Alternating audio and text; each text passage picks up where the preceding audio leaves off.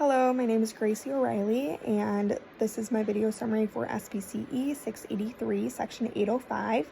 I chose to focus this video summary on behavior change procedures, specifically group contingencies, DRO, as well as non-contingent reinforcement. So jumping right into my first article entitled Discussion and Conceptual Analysis of 4 Group Contingencies for Behavioral Process Improvement in ABA Service Delivery Utility Framework by Silbao, published in 2023. This article focuses on group contingencies and more so served as a review for me of the different types.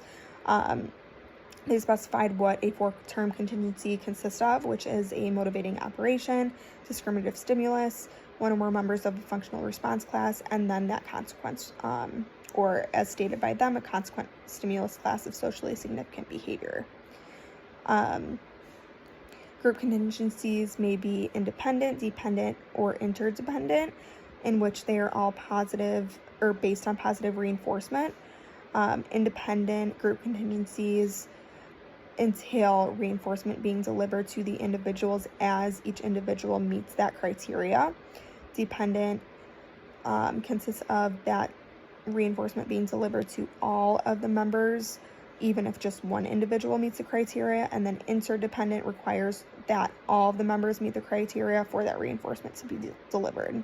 So I feel like kind of the level of expectations for each group contingency kind of goes in that order of difficulty, if you will, with independent being the simplest or easiest way to reach that reinforcement and completely independent of your group members, and then dependent being the next level and interdependent being the most difficult to achieve, as all group members need to meet that criteria.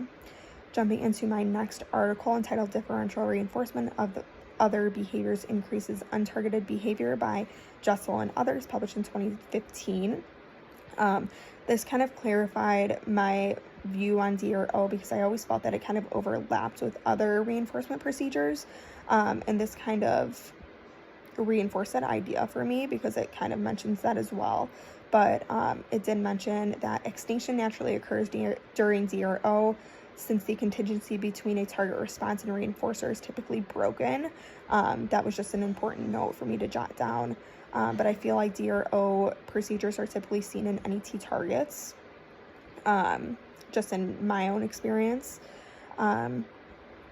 But results of this whole study showed that DRO contingencies results in the suppression of a target problem behavior due to an increase in other behavior. It did mention that there's accidental teaching of alternative responses most times, and punishment might also occur accidentally. This kind of, once again, reinforced my own views of it, and it did mention near the end that the procedure may have been amply named because of its so-called accidental effects that correlate more with other procedures, specifically DRA. Jumping right into my next and final article entitled Non-Contingent Reinforcement, Enriching the Classroom Environment to Reduce Problem Behaviors by Coy and others, published in 2018. It mentioned that non-contingent reinforcement is typically a proactive measure that people take to decrease problem behavior. A great example that I jotted down of non-contingent reinforcement is noticing that students are sharpening their pencils at inappropriate times during class, so having a can already readily available of sharpened pencils can decrease that behavior.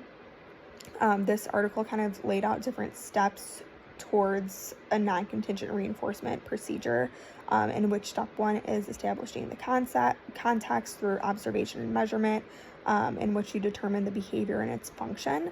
Step 2 would be to identify potential reinforcers, and then later delivering reinforcers on a continuous basis, which would be step 3.